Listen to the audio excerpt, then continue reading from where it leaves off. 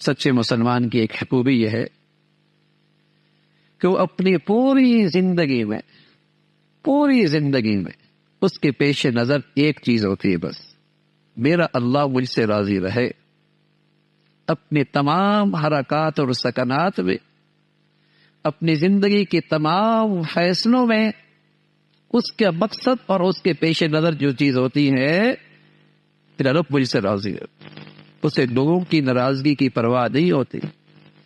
اور بس اوقات کئی موقع ایسے آتے ہیں کہ اللہ کو راضی کرنے کی خاطر اسے لوگوں کے غصے کا بھی سامنا کرنا پڑتا،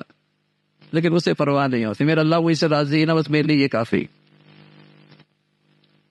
بس اوقات اللہ کی رضا کی خاطر اسے لوگوں کی ناراضگی کا بھی